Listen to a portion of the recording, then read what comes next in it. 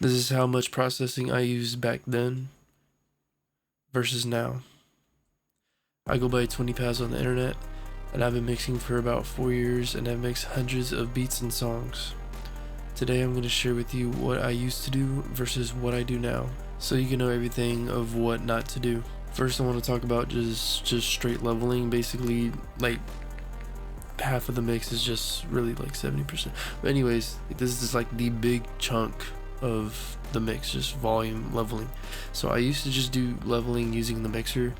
Now I do it through the channel rack with the little knobs on the side, and the reason why is because like it forces you to use your ears more, and you don't look at the numbers. Plus whenever you turn the knobs, they're more so, like, I just use my scroll wheel to turn the knobs up and down and all that, and whenever I do that, usually adjust it about like 1 dB. So whenever I'm doing it, it'll be by 1 dB whenever I'm adjusting it. And then if I ever want to get more specific, I'll go actually into the mixer, or if I just want to stick to using the knobs, I'll just right click and then type in the value that I want based on what percentage on the top left that it shows me.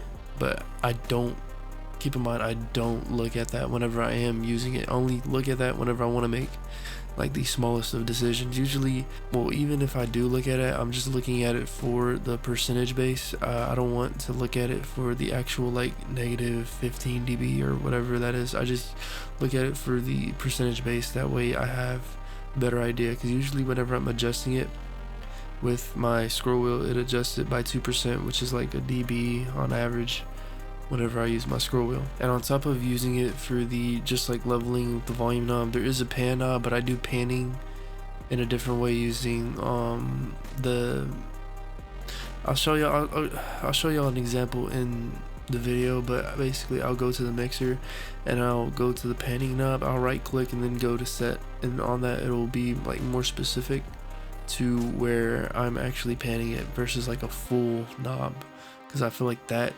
my opinion, that gives me more of an accurate feel across listening systems versus just using your ears. But at the same time, you do want to use your ears, but I know that it will translate across listening system based on where it's at, because it's literally just catered to do that. Another thing that I would do is whenever I am EQing, I would do a whole bunch of very narrow bands, which is good in its use cases, but in general you want broader bands, because it makes it sound more natural.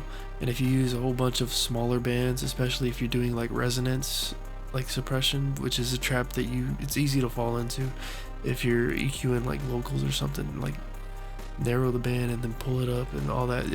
I'm not gonna lie, like, that's just straight bullshit unless you're like at the end of a mix and then you want to do that, or it's like at the very end of a vocal or instrument or whatever, like you've already mixed it but you're still hearing that like resonance and you do want to pull it down. Then you would use like some type of resonance suppressor, like a Soothe, or you just do it with normal EQ, or you could use D-Res from W8, which is what I use sometimes. But like if you're doing that off rip, like as soon as like the first thing in the chain, like you just genuinely, you just don't know what you're doing. Like I used to do this whenever I was newer.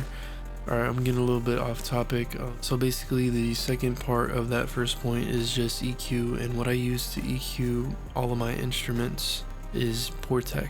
I like this EQ just because, one, it's free, two, it's like 4 knobs and it's really hard to mess up, and there's no meters or like sound spectrum that you have to look at. So like when you're using it, you only use your ears. I use it just for tone shaping the sound that I want. So if I have like a pad or strings or something like that, I'll definitely use it like 9 times out of 10, just because there's usually something there that I want to change. The way I use it is I just use it to basically split the sound spectrum into 2 and then boost or cut the lows, or boost or cut the highs. It's pretty simple, and that does like most of the work if I want to EQ something. And then if I want to get more specific with the EQ, then I'll just go to my Pro Q, and then yeah, just let me know in the comments if you want a video on specifically how I use it. Literally, if there's anything that I want you to get from this point, is that The channel rack leveling and the tone shaping of the EQ, that's, I swear to you, that's like 60%, maybe 70% of a good mix, you know? Like literally just set a limit of like 4 plugins and just see where you get. All right, my second point is basically ear training. You have to know what you're listening for.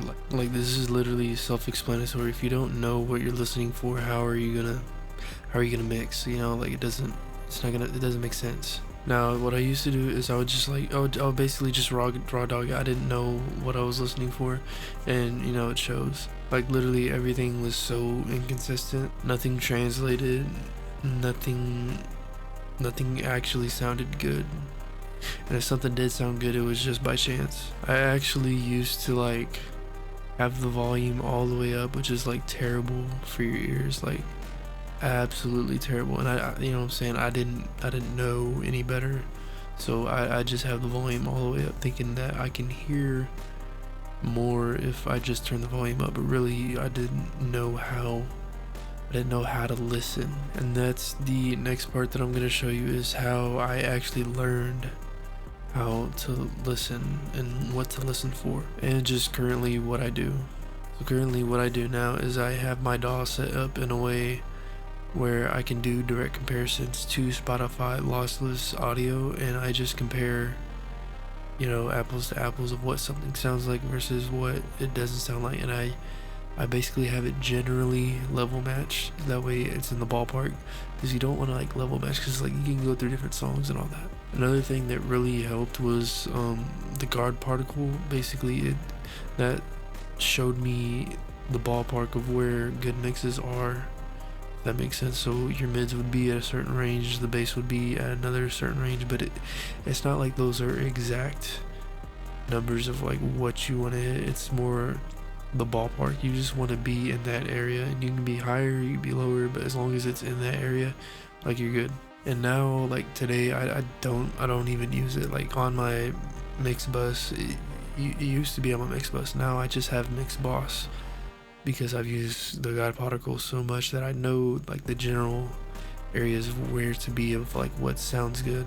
Another thing is individual like comparisons of having a sample played and having this EQ on or off and guessing which range. Like there's a whole bunch of software out there, YouTube videos that basically explain this, or like trick stuff, how to hear this better. So I would just look up that type of stuff, or just play those games. Like you literally, if you type in Google mix ear training or something like that, it'll pop up like a couple websites, and I would just do that for like literally a couple hours a day, or not a couple hours, but like 30 minutes to an hour a day. And doing that really helped me hear way more of what I'm actually doing. Now this is another like firm point that I just want to point out, is just, I'm sure you already know, but mixing simpler is better. It's just way better. The less plugins you use, the better. The less EQ you use, the better.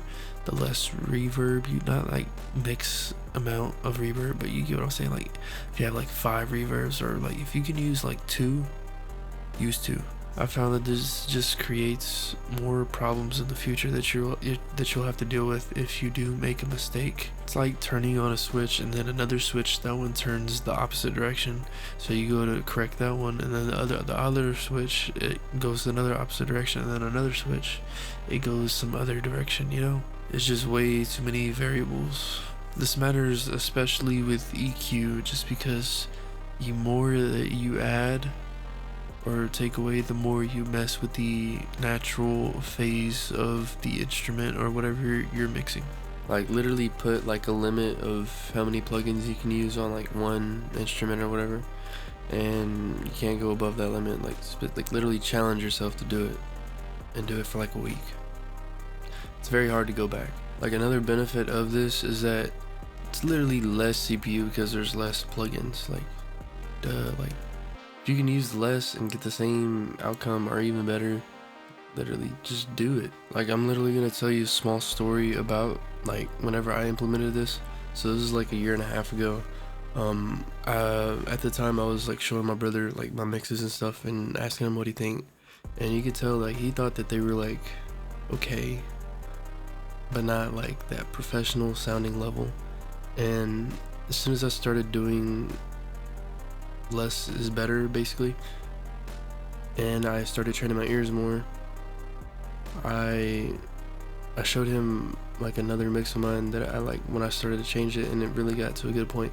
And he thought it sounded like absolutely professional, like he thought like somebody actually did it, you know what I'm saying? Like I went and paid for it basically. If you want to get better at listening, do those frequency game things or like tests or whatever, just look it up.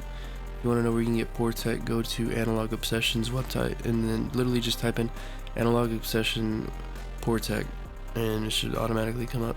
If you have any questions about anything in this video, leave them in the comments.